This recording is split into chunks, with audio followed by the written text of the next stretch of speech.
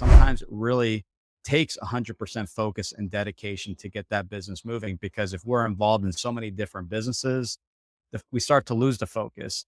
Own that time, and that's controlling it, not making yourself available weekends so you can spend time with what's most important, which is your family. 1 hour towards health and wellness. Started doing that, and that's made all the difference. And because of that habit, everything else seems to kind of fall in place. Welcome to the Franchise Freedom Podcast, where you can escape the corporate trap through franchise ownership. Here's your host, Giuseppe Grammatico, the Franchise Guide. Welcome to the Franchise Freedom Podcast. I'm your host, Giuseppe Grammatico, your franchise guide, the show where we help corporate execs experience time and financial freedom via franchising. Thanks for joining us today. So, want to record another episode regarding the national conference we just attended in Memphis, Tennessee. As I mentioned, we typically have 2 conferences a year, meeting some of the best brands, over 125 of the best brands, franchise brands out there, funding partners, colleagues, other franchise coaches and consultants. It was a blast. I learned something every conference. And for this particular conference, wanted to talk about the idea of essentially 3 ideas to double your income. I was asked to speak at the conference. We typically have a best practice session and wanted to share those ideas with everyone. And this applies to anyone that has a business, whether it's a side business, full-time business. And we'll talk a little bit more about that, but wanted to get into those ideas. So the topics we discussed, and the title double your income. You can easily quadruple your income. There's so many, you're not restricted as far as growth. But I know personally, I'm going to talk about my personal experience. I've doubled my income based on these 3 principles. So, number 1, I talked about the idea of focus. Well, what do I mean by focus? And the big takeaway there on focus is really focusing 100% to your business. Now, I grew up and, talking about, kind of learned about diversification. First career was in Wall Street. We always talk about a diversified portfolio, and there's absolutely nothing wrong with that. But with that being said, when it comes to business, sometimes it really takes 100% focus and dedication to get that business moving. Because if we're involved in so many different businesses, we start to lose the focus. And I'm not saying this cannot be done, but initially to get the business up and running, and if it's something like a home services type of business in franchising, you get the business up and running, you get the right team in place, you get the one main point of contact, the general manager, and that's when you can start to diversify down the road. But initially, you want to be focused on the business 100% so that you're not giving 4 businesses 25% of your time initially, and none of those businesses kind of take off. Another part of that is sometimes it only takes 1 business, and that business is fine. And that business, gives you the 5 freedoms we talk about with Dan Sullivan, the financial, the time, the location freedom, et cetera, et cetera. So focus is big for me.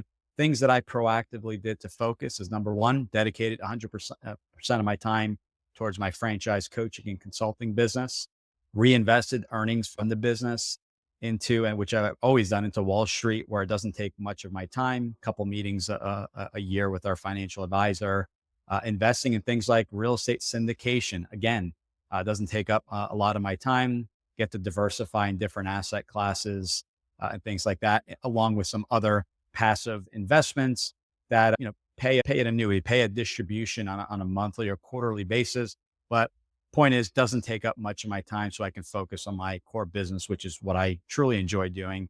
And that's helping people figure out if franchising is the right fit for them. So other proactive tips on focus: unsubscribing from emails that don't help you in any way possible. So unsubscribing. Social media, dedicating an hour a day to social media engagement, posting, as well as maybe, checking out for fun, Instagram, YouTube, that kind of stuff, and limiting the amount of time, as that was for me a time suck, spending way too much time on social media. It's also, with focus, it's, working with people and, staying in touch, networking, eliminating as much as possible people that are negative in your life, people that are always constantly complaining, maybe keeping those conversations to a minimum, things like that. So that's around the idea of focus. The second, and this was a big one that's helped me over the years, and I'm constantly improving, is the idea of owning the calendar.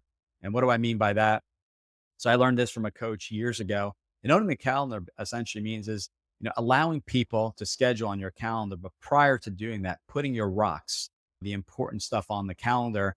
And for me, that was saying, okay, it was, whether it's date night or having lunch with my wife once a week, putting that on the calendar, scheduling an hour for lunch, scheduling an hour to work out in the morning, any of the kids' events, school events, soccer, Girl Scouts, whatever the kids' sports or any type of activities all went on there first, birthdays and all that kind of stuff.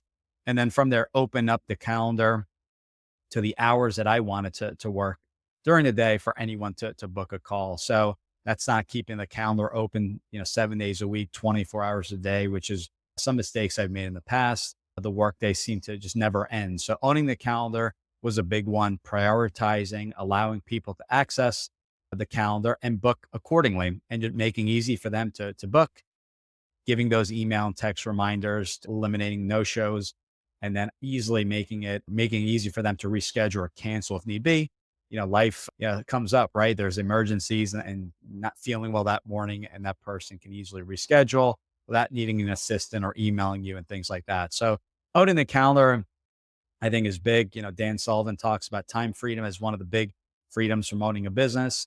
So own that time, and that's controlling it, not making yourself available weekends so you can spend time with what's most important, which is your family. And as a business owner, you're going to be getting pulled in all different directions, and vendors and clients and customers and things like that. So this is one way to get back your sanity and own your calendar. One thing I also did was certain calls like podcasts, for example, just blocking Wednesdays for those types of calls, allowing buffers, 30-minute buffers between calls, crucial, giving you time to take notes and maybe contact a franchise company or a candidate or client in between. So entering notes, you wait to do it at the end of the day, you start to forget. So by doing them right after the call while the information is fresh in your mind, that's helping with my productivity. And then number three, my three takeaways of doubling your income is this idea of mindset. And the idea of mindset is really, I talked about, reverse engineering the process, just like we engineer the process with our candidates, is having that end in mind. What are we trying to accomplish here? And maximizing, okay, in order to get to Z, we need to do Y, and vice versa. But when you have that end plan of where you want to be or what's the end goal, completely helps with how you lay out the day, what that looks like, the number of calls, the number of touch points. I think that's crucial. And these are always, there's always room for tweaking and improvement. After giving the call, I had some people approach me and I said, that's a good point. Maybe I want to make the buffer in between meetings a little bit less, or maybe I want to extend it. So, do I let someone book a call, or do I schedule the call with that individual? And that's something I said, that's a good point. Maybe I want to keep those calls always scheduled. So there's always ways of improvement. This is not what one size fits all. It's basically works kind of what works best for you, right? I'm not saying this is what you have to do and these are the only ways, but this is what personally worked for me. So when I got focused on the calendar, and now we're talking mindset, made a huge difference in my business. With mindset as well, we talked about, things such as, as I mentioned, you have everything booked on that calendar. Yet you reserve the amount of time and the buffers and all that kind of stuff. But putting to this, I learned this from Tony Robbins, a map, a massive action plan.